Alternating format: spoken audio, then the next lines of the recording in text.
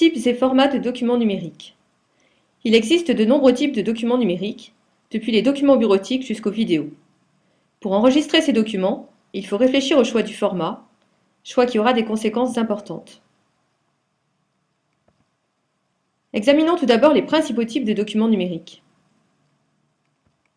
On peut classer les documents en documents majoritairement textuels d'une part, et documents créatifs de type média d'autre part, images, musique, vidéo ou animation. De nombreux documents sont en fait composites, intégrant texte et médias. Très présents tant chez les particuliers que dans le monde professionnel, les documents bureautiques se divisent en trois types. Texte mis en forme, présentation, également nommée diaporama ou diapositive, et feuille de calcul. Les documents médias concernent les images matricielles comme les photographies ou vectorielles comme les dessins au trait, le son, la vidéo ou encore les animations ou les simulations. Les pages web assemblent généralement du texte, divers médias et contiennent des hyperliens. Elles peuvent être statiques ou dynamiques, suivant la manière de stocker les données sur le serveur web. Elles peuvent également être interactives, autorisant pour l'internaute des actions, comme la modification du contenu. Des documents multi-supports sont produits par des logiciels professionnels appelés chaînes éditoriales. À partir d'un même document structuré, sont générés plusieurs documents, mis en forme pour l'impression, la présentation ou le web.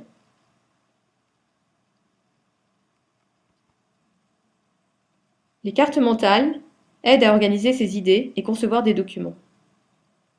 Elles consistent à représenter des termes, concepts, idées, dans des bulles reliées entre elles hiérarchiquement, comme les branches d'un arbre.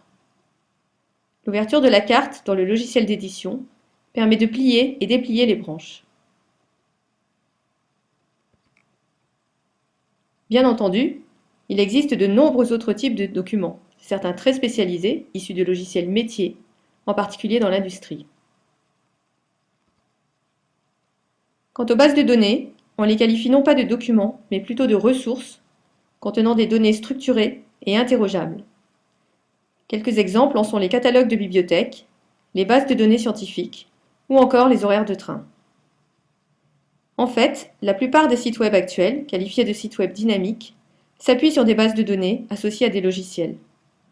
Ceci en extrait les données des pages web demandées par les internautes, qui constituent le document visible.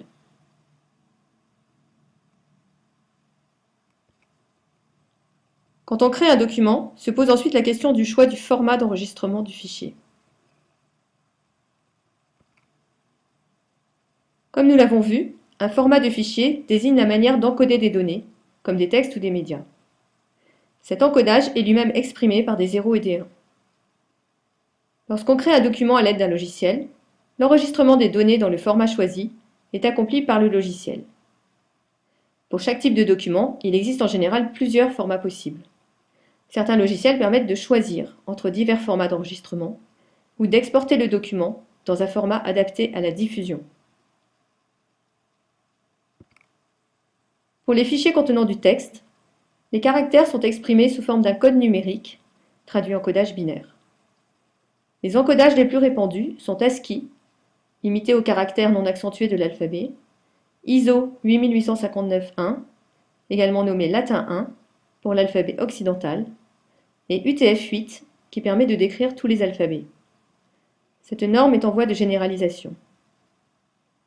Un logiciel a besoin de connaître l'encodage utilisé dans un document pour afficher correctement les caractères. Le choix du format du fichier décrivant le document revêt des enjeux importants.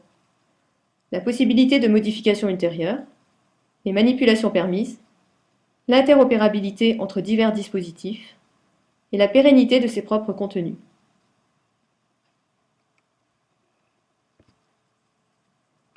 On enregistre son document dans un format éditable si l'on souhaite le modifier ultérieurement. Inversement, on choisit un format final pour diffuser une version définitive du document. Par exemple, les formats de traitement de texte DocX ou ODT sont éditables. PDF est un format de diffusion finale. On distingue également les formats propriétaires, souvent fermés, et les formats ouverts. Un format propriétaire est détenu et breveté par une société. C'est le format d'enregistrement du logiciel vendu par la société. Un format fermé est un format propriétaire dont les spécifications techniques ne sont pas diffusées. Inversement, un format ouvert peut être utilisé librement, sans coût et sans obstacle. Pour cela, les spécifications techniques du format sont publiques.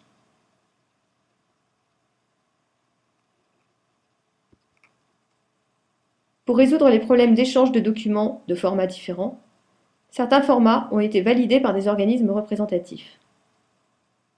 Un format standardisé est une convention issue d'un consortium de professionnels. Un format normalisé a été approuvé par une instance officielle, comme l'AFNOR en France ou l'ISO à l'international.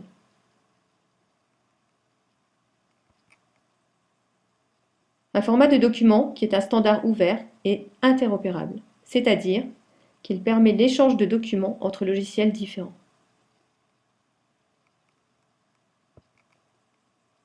Pour chaque type de document, il existe une variété de formats qui offrent chacun des possibilités de manipulation différentes.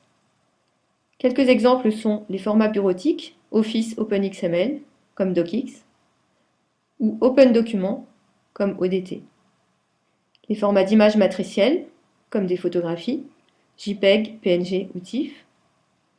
Les formats d'images vectorielles, comme SVG ou ODG. Les formats audio MP3 ALAC ou FLAC. Les formats vidéo, MP4, AVI ou OGG. Les pages web sont codées dans un format de texte structuré, le HTML. Parmi les formats d'encodage de musique ou de vidéo, certains sont compressés et perdent de l'information, d'autres conservent le contenu intact.